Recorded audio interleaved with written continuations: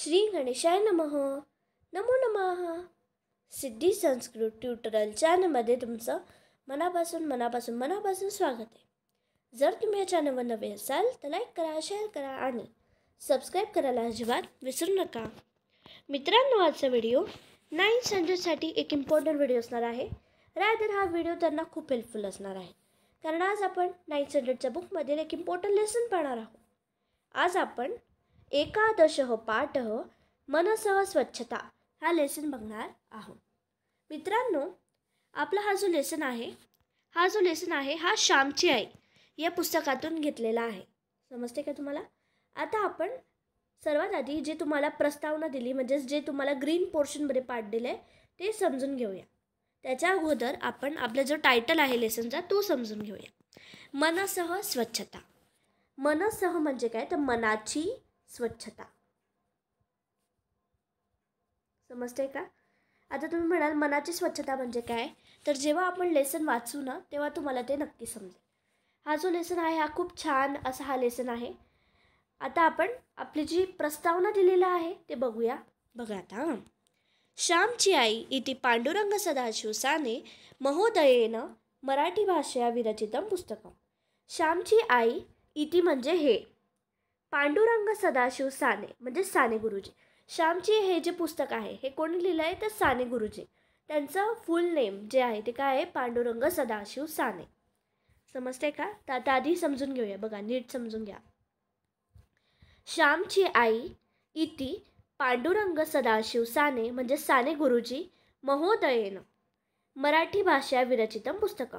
श्यामची आई हे पांडुरंग सदाशिव साने म्हणजे साने गुरुजी या महोदयांनी मराठी भाषेत लिहिलेले पुस्तक. विरचितं म्हणजे रचित केलेले म्हणजेच लिहिलेले पुस्तक आहे. अस्मिन् पुस्तके या पुस्तकामध्ये तस्य आत्मकथन पराः, त्या पुस्तकामध्ये त्यांच्या आत्मकथन म्हणजे काय? तर स्वतः, म्हणजे आपण म्हणतो ना की हा इन्सिडेंट स्वतः म्हणजेच हा इन्सिडेंट माझ्यासोबत घडलेला आहे. म्हणजेच काय? तर या पुस्तकामध्ये काय आहे? तर त्या ज्या गोष्टी आहेत त्या सर्व गोष्टी ना त्या रिअल लाईफमध्ये, त्यांच्या लाईफमध्ये त्या घडलेल्या आहे असं म्हणू शकतो. समजते? या पुस्तकामध्ये आपल्याला संस्कार, नंतर मग त्यांचं जे लहानपण होतं हे सर्व तुम्हाला या पुस्तकात दिसेल. हे पुस्तक खूप छान आहे, ते तुम्ही नक्की वाचा एकदा तरी. सो काय दिले बघा. अस्मिन् पुस्तके या पुस्तकामध्ये तस्य म्हणजे त्यांच्या आत्मकथन पराः म्हणजेच काय? तर त्यांच्या जीवनात घडलेल्या कथा त्या पुस्तकात आहे. कथाः सन्ति. समजते का? कथा हा काय? कारण भरपूर कथा आहेत आणि संती आहे म्हणजेच बहुवचन. समजते? एताः स्मरणकथाः बालकानां कृते बोधपराः संस्कृतक्षमाः संस्कारक्षमाः मातृस्नेहकवर्धकाः च. एताः म्हणजे या ज्या कथा आहेत या स्मरणकथा आहे. म्हणजे काय? तर म्हणजे या ज्या कथा आहेत ते त्यांनी त्यांच्या लाईफमध्ये त्या घडलेल्या आहे आणि त्यात ते स्मरण म्हणजे काय? तर आठवलेलं. समजते का तुम्हाला? सो या ज्या कथा आहेत ते कशा आहे? स्मरणकथा म्हणजेच काय? तर त्यांच्या जीवनात घडलेल्या कथा आहे आणि ते त्यांना आठवत आहे आणि त्या त्यांनी कथाच्या स्वरूपात लिहिलेल्या आहे. समजते? आणि या ज्या कथा आहेत त्या मुलांसाठी, बालकांना म्हणजे मुलांसाठी कशा आहेत? कृते म्हणजे मुलांसाठी कशा आहेत? तर बोधपराः म्हणजेच त्या कथांमधून आपल्याला बोध मिळतो, काहीतरी मॉरल मिळतं. संस्कारक्षमाः म्हणजेच काय? तर त्या कथेमध्ये संस्कार दडलेले आहेत. खूप सारे संस्कार आपल्याला प्रत्येक कथेमधून मिळतात.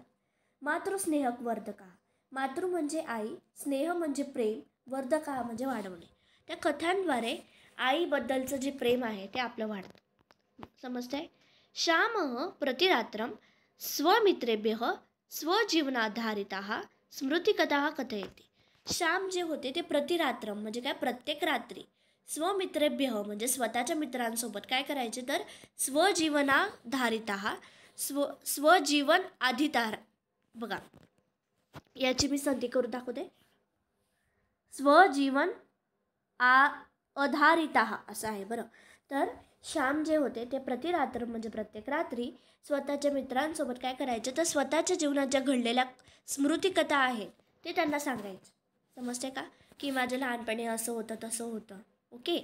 आता बघा, संस्कृत अनुवादद्वारा अस्य आदर्शभूतस्य पुस्तकस्य परिचयः करीतः डॉक्टर मंजुषा कुलकर्णी महाभागया. आता हे पुस्तक आपल्याला आधी सांगितलं की हे मराठीमध्ये होतं, तर संस्कृतमध्ये ज्यांनी अनुवाद केलं त्यांचं नाव आहे डॉक्टर मंजुषा कुलकर्णी. या महोदयांनी काय केलं आहे तर हे पुस्तक संस्कृतमध्ये अनुवाद केलेलं आहे. तर बघा, संस्कृत अनुवादद्वारा संस्कृतच्या अनुवादामुळे काय केलं आहे तर अस्य आदर्शभूत असे पुस्तक. संस्कृत अनुवादामुळेच आपल्याला हे जे आदर्श पुस्तक आहे याचा परिचय झाला. परिचय म्हणजे इंट्रोडक्शन आपल्याला ते झालेलं आहे. आणि हे इंट्रोडक्शन कोणी केलेलं आहे तर डॉक्टर मंजुषा कुलकर्णी या महाभागयांनी केलेलं आहे. ओके, आपण जेव्हा पुल्लिंगी असतो ना तेव्हा आपण महोदयेनं म्हणतो बघा आता इथे, आणि स्त्रीलिंगीला आपण महाभागया असं म्हणतो. तस्मात पुस्तकात अयम प्रसंगम, त्याच पुस्तकातला हा प्रसंग तुम्हाला दिलेला आहे. मित्रांनो, जे आपले साने गुरुजी आहेत म्हणजेच काय तर पांडुरंग सदाशिव साने यांच्या जीवनातली एक कथा तुम्हाला याच्यात दिलेली आहे. आणि या कथेमध्ये आपल्याला मनाची स्वच्छता याच्याबद्दल आपल्याला खूप सारं आपल्याला म्हणू शकतो की इन्फॉर्मेशन दिलेली आहे. आपले जे साने गुरुजी होते त्यांचं जे लहानपण होतं, त्यांच्या लहानपणी त्यांना आपल्याला जसं आपण म्हणतो ना की जसे सुखसुविधा आपल्याला मिळत आहे तसं त्यांच्या जीवनात तसं काहीच नव्हतं. त्यांची जी परिस्थिती होती ती खूप गरिबाची होती आपण म्हणू शकतो, किंवा हालाकीची होती. त्यांच्या जीवनात म्हणजे आपण म्हणू शकतो की खूप इंग्लिशमध्ये बोललं तर पॉवर्टी म्हणू शकतो की कारण खूप ते गरीब होते. आणि त्या एवढ्या गरीब परिस्थितीतही ते त्यांचं जीवन कसं त्यांनी आपण म्हणू शकतो की स्पेंड केलेलं आहे हे सर्व तुम्हाला या पुस्तकात दिलेलं आहे. ओके, या कथेत देखील आपल्याला समजेल. आता वाचूया. बाल्यात एव द्विवारं स्नानं करोमि स्म. आता ही जी कथा आहे ना, असं तुम्हाला समजेल की जे श्याम आहेत म्हणजे साने गुरुजी हे सांगत आहे. तर ते काय म्हणताय बघा. आता हे जे सेंटेन्स आहे ना हे उलटा आहे. अहम शेवटी बघा, अहम म्हणजे काय तर मी. बाल्यादेव याची संधी आहे बाल्यात प्लस एव, म्हणजेच काय तर लहानपणापासूनच. एवचा अर्थ एव म्हणजे संस्कृतमध्ये चव, मराठीमध्ये चव, समजते. बाल्यात प्लस एव म्हणजे लहानपणापासूनच. द्विवारं म्हणजे 2 वेळा. स्नानम म्हणजे आंघोळ. करोमि स्म म्हणजेच काय तर लहानपणापासूनच मी 2 वेळा आंघोळ करायचो. इथे आता ही जी स्टोरी आहे ही भूतकाळात आहे बरं, कारण स्म आहे शेवटी. नाही तर तुम्ही म्हणाल की करोमी आहे म्हणजेच लटलकार आहे, तर तसं नाही आहे. समजते का तुम्हाला. स्म आहे म्हणजेच काय तर लंगलकार आहे. आणि आपल्याला तर माहिती प्रत्येक स्टोरी ही भूतकाळातच असते. समजलं. श्यामेन कथा आरंभता. मग जे श्याम होते त्यांनी कथाचा आरंभ केला. आरंभ म्हणजे स्टार्ट केली. समजते का. म्हणजेच काय तर ते काय म्हणतात की लहानपणापासूनच मी 2 वेळा आंघोळ करायचो आणि त्यांनी मग त्यांची कथा सुरुवात केली.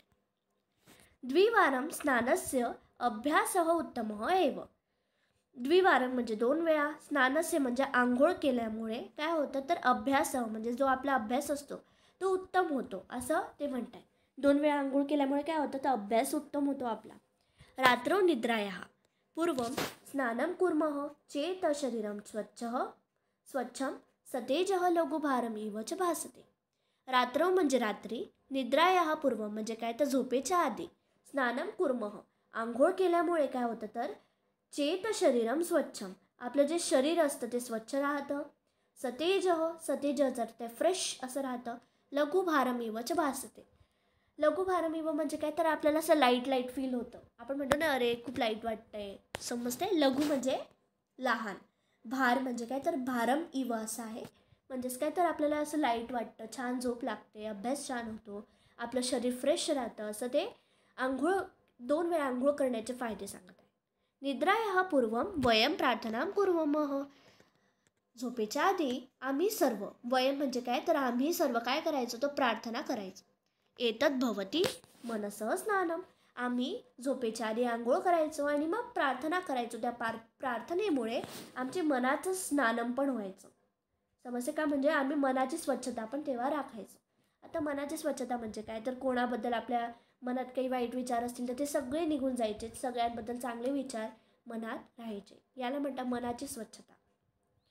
शरीरं मनः च स्वच्छे तर्हि निद्रा उत्तमा भवती. शरीर आणि मन हे दोघंही जर स्वच्छ असले तरच आपली जी झोप असते ती चांगली होते आपल्याला. आता त्यांनी इन्सिडेंट दिलेला आहे. एकदा प्रतिदिनम एव खेलित्वा अहम गृहम आगत्य स्नानार्थम गत्वा. एकदा म्हणजे एकदाच. प्रतिदिनम इव म्हणजे काय तर नेहमीप्रमाणेच काय केलं तर मी खेलित्वा म्हणजे मी खेळून आलो. अहम म्हणजे मी, गृहम आगत्य मी खेळून घरी आलो, आणि स्नानार्थम गतवान म्हणजे काय तर आंघोळ करण्यासाठी गेलो. म्हणजेच ते घरी आले, खेळून ते घरी आले आणि काय केलं तर त्यांनी आंघोळ करण्यासाठी ते गेले, कारण त्यांनी सांगितले की मी संध्याकाळी नेहमी आंघोळ करायचो. समजते. सायंकालस्य स्नानार्थम अधिकस्य जलस्य आवश्यकता न भवती. ते काय म्हणतात तर आंघोळ जी संध्याकाळी आंघोळ करतो ना तेव्हा जास्त पाण्याची गरज नसते असं ते म्हणत आहे. आवश्यकता म्हणजे गरज, अधिकस्य म्हणजे अधिक, जलस्य म्हणजे पाणी. स्नानम समाप्य मया उत्तम. त्यांची आंघोळ झाली आणि ते काय बोलले बरं. अंब शुष्कय मे अंगम. अंबचा अर्थ आहे आई. अगं आई माझं अंग ओला आहे तर ते कोरडं कर असं ते म्हणत आहे. शुष्कय म्हणजे कोरडं करणे, मे म्हणजे माझं, आणि अंगम म्हणजे अंग, बॉडी. जलम समाप्तम सत्वरम शुष्कय मे अंगम. ते म्हणत आहे की आता पाणी संपलंय बरं आणि आता तू पटकन माझं अंग कोरडं कर. तेव्हा ते खूप लहान होते बरं. इति उच्चैः अवदम अहम.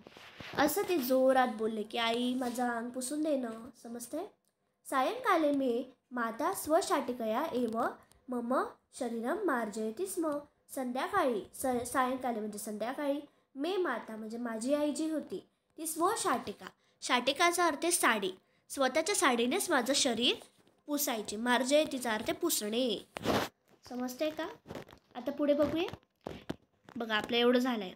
माता आगता आई आली, आगताचा अर्थ येणे, मम अंग मार्जितवती आणि तिने माझं अंग पुसून दिलं मस्त.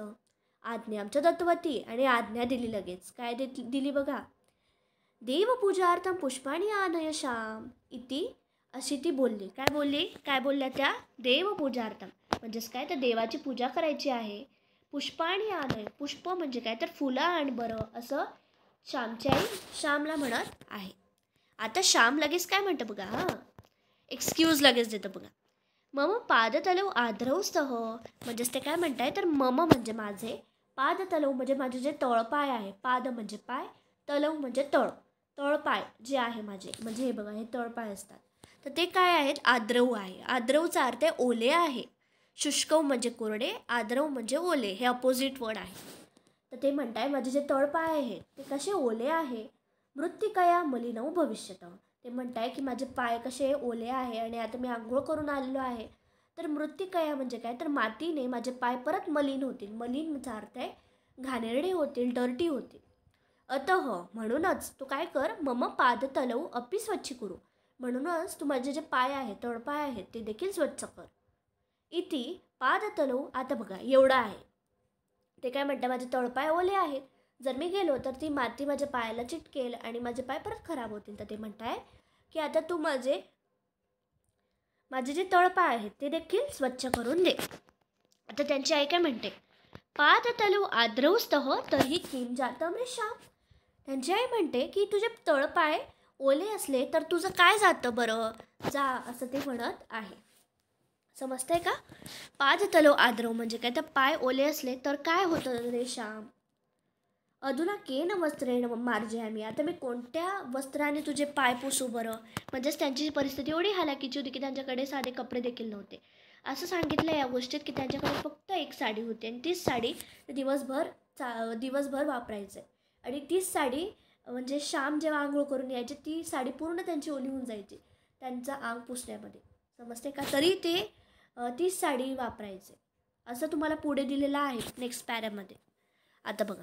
अधुना केन वस्त्रेण मार्जयामि. तर ते म्हणतात आता मी कोणत्या वस्त्राने तुझे पाय पुसू बरं. आता लगेच त्यांच्याकडे एक्सक्यूज असता बरं. श्याम जे होते त्यांच्याकडे काय म्हणतात बघा. अंब अगं आई तव शाटिका चलम पाषाणे विस्तराय. तर ते म्हणताय की तुझ्या साडीचा जो अचलम असा आहे ते बरं. म्हणजेच काय तर तुझा जो साडीचा पदर आहे ना तो खाली पसरव बघा असं. पाषाणे म्हणजे खाली, विस्तराय म्हणजे पसरव बरं असं ते म्हणत आहे. म्हणजे मी त्याच्यावर पाय ठेवेल आणि माझे पाय स्वच्छ होतील. श्याम अतीव हट्ट स्वभाव असी. श्याम जो होता तो खूप हट्ट स्वभावी होता, हट्टी होता. स्टबॉर्न म्हणतो आपण इंग्लिशमध्ये. इति उक्त्वा मात्रा शाटिकाचलम विस्तरितम. असं बोलून आई म्हणते, बरं आई काय म्हणते, श्याम तो खूपच हट्टी स्वभावाचा आहे. आणि असं बोलून ती काय करते तर शाटिका अचलम म्हणजे तिचा जो साडीचा जो पदर असतो ती विस्तारितम म्हणजे काय तर अशी पसरवते. अहम चरणौ तदुपरी स्थापयित्वा. मग त्यांनी काय केलं तर अहम म्हणजे मी, चरणौ म्हणजे माझे जे 2 पाय होते, चरणौ देवौप्रमाणे, तद उपरी त्या पदरावर मी माझे पाय ठेवले, स्थापयित्वा म्हणजे ठेवले, शुष्कौ कारयित्वा आणि मी त्यांना शुष्क म्हणजे काय तर कोरडे केले, माझ्या पायांना कोरडे केले आणि निर्गतवान आणि गेलो. मातुः वस्त्रम आद्रम अभवत. आणि माझ्यामुळे माझ्या आईचे जे कपडे होते ते ओले झालेले होते, कारण त्यांची एवढी परिस्थिती हालाकीची होती की त्यांच्याकडे साधा आपण म्हणू शकतो ना टॉवेल वगैरे एक साधा कपडा पण नव्हता. म्हणूनच त्यांची आई त्यांना नेहमी म्हणजे त्यांच्या साडीने ती त्यांचं अंग पुसायची. म्हणूनच त्यांची जी साडी होती ती पूर्ण ओली होऊन गेलेली होती. समजते का? तस्मिन् समये त्यावेळेस तया शाटिका परिवर्तनं कर्तुं न शक्यते इत्यपि मया न चिंतितम्. त्या समय, तस्मिन् समय म्हणजे त्या काळी, तया शाटिका परिवर्तनं, तया म्हणजे काय तर तिला, शाटिका म्हणजे साडी बदलणं, परिवर्तनं म्हणजे काय बदलणं, कर्तुं न शक्यते साडी बदलवणं हे तिला शक्य नव्हतं कारण त्यांच्याकडे कपडेच नव्हते. 1-2 साड्या होत्या, त्या 2 साड्या त्या रोज वापरायच्या. इत्यपि असं आहे. इत्यपि म्हणजे काय तर हे मया न चिंतितम, याच्याबद्दल मी कधी चिंता केलीच नाही, मी विचारच केला नाही. माझ्या आईला माझ्यामुळे किती त्रास झाला असं मी विचारच कधीच केला नाही, कारण ते तेव्हा खूप लहान होते. समजते, मॅच्युरिटी तेव्हा त्यांच्यामध्ये नव्हती. परंतु पुत्रचरणौ मलिनौ न भवेता. परंतु माझी जी आई होती ती माझ्यासाठी खूप काय काय करायची. तर ती पुत्रचरणौ मलिनौ न भवेता, आपल्या ज्या मुलाचे जे पाय आहेत ते मलिन नको होण्यासाठी, पुत्रेच्छा पूर्णा भवेत, आपल्या मुलाची जी इच्छा आहे ती पूर्ण करण्यासाठी, एतत् अर्थम असं आहे, याच्यासाठीच तया शाटिका आद्रा कृता. म्हणजेच काय तर ती त्यांच्या साडी का ओली करून घ्यायची, तर 2 रिझन दिले की माझ्या मुलाचे जे पाय आहेत ते मलिन नको होण्यासाठी आणि माझ्या मुलाची इच्छा पूर्ण करण्यासाठी. समजते का? आता बघा, माता पुत्रार्थम किम किम न करोती. आई मुलासाठी काय काय नाही करत. किम किम न सहते, काय काय नाही सहत. किम किम न समर्पयते, काय काय समर्पित करत नाही म्हणजे सॅक्रिफाईस. अहम गृहस्य अंतर्भागम गतवान. मी घराच्या आत गेलो, अंतर्भाग म्हणजे मध्ये गेलो. पूजार्थम पुष्पाणी स्थापितवान. आणि घरामध्ये गेलो आणि जे मी पूजेसाठी फुलं आणलेली होती ती मी ठेवली. स्थापितवान म्हणजे ठेवणे, पुष्पाणी म्हणजे फुलं. माता दीपम गृहीत्वा. आईने जे दीप आहे म्हणजे काय तर दिवा तो घेतला. गृहीत्वा म्हणजे हातात धरला. गृहीत्वा आगतवती उक्तवती. गृहीत्वा म्हणजे धरणे. नी बघा, माता दीपम गृहीत्वा आगतवती असं आहे ते, म्हणजे आई दिवा घेऊन घरात आली. गृहीत्वा म्हणजे धरून ती येते आणि बोलते. उक्तवती म्हणजे बोलणे. श्याम चरणौ मलिनौ न भवतः अतः यथा प्रयतसे. म्हणजे काय म्हणताय तर अरे श्याम, तू चरणौ म्हणजे तुझे जे 2 पाय आहेत ते मलिन न होण्यासाठी, न भवतः म्हणजे न होण्यासाठी तू खूप प्रयत्न केलेस. यथा प्रयतसे म्हणजेच काय तर तू खूप प्रयत्न केले. तथैव मनः मलिनम न भवतु. तसंच तू मन मलिन नको होण्यासाठी, एतर्थमपि प्रयतस्व, त्यासाठी देखील तू प्रयत्न कर. म्हणजे त्या काय म्हणतात, तू श्याम, तू तुझे 2 पाय स्वच्छ ठेवण्यासाठी किती प्रयत्न केले, तसं तू तुझं मन स्वच्छ ठेवण्यासाठी देखील प्रयत्न कर. प्रार्थय देवम शुद्ध बुद्ध्यर्थम. देवाला प्रार्थना कर, चांगली बुद्धी मिळण्यासाठी प्रार्थना कर. मनाची स्वच्छता तू राख. मनाची स्वच्छता म्हणजे कोणाबद्दल द्वेष नको ठेवू, सगळ्यांबद्दल चांगले विचार ठेव, सगळ्यांना मदत कर, असे ते मनाची स्वच्छता असते. भूमित्राने, आता आपल्याला एक प्रश्न विचारला आहे बरं. भूमित्राने म्हणजे अरे मित्रांनो, सगळे मित्रांना आपल्याला तुम्हाला एक प्रश्न विचारला आहे. कियंतः मधुरा हा शब्द, किती मधुर शब्द असतात ना, असं ते म्हणलं आहे. पावित्रार्थम, पावित्रार्थम म्हणजे काय तर पवित्र, क्लीनलीनेससाठी, स्वच्छतायै वयम प्रतिदिनं प्रयतामहे. पवित्र राखण्यासाठी आपण नेहमी प्रयत्न करतो. कसे प्रयत्न करतो बघा. वस्त्र स्वच्छतार्थम शालन चूर्णम असते. जे आपले वस्त्र असतात ते स्वच्छ करण्यासाठी आपल्याकडे शालन चूर्ण आहे. शालन म्हणजे काय तर शल असं धातू आहे, शलचा अर्थ धुणे. शालन म्हणजे काय तर धुण्यासाठी चूर्ण म्हणजेच काय आपली वॉशिंग पावडर आपल्याकडे आहे.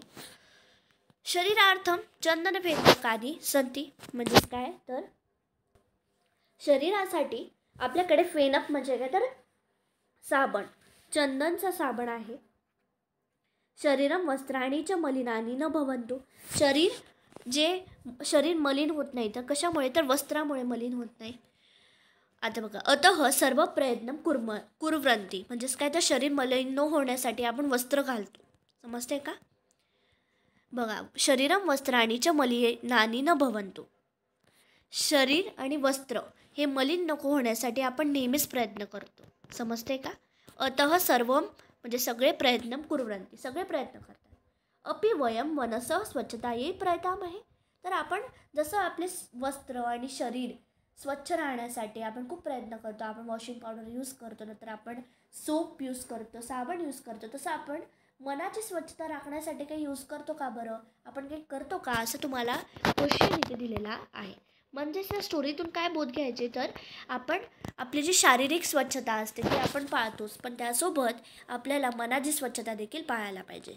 कोणाबद्दल द्वेष, कोणाबद्दल जेलेसी जी असते, कोणाबद्दल वाईट विचार, हे विचार आपण काढून टाकायला पाहिजे आणि रोज देवाकडे प्रार्थना केली पाहिजे की चांगली बुद्धी आपल्याला मिळण्याची आपण प्रार्थना केली पाहिजे.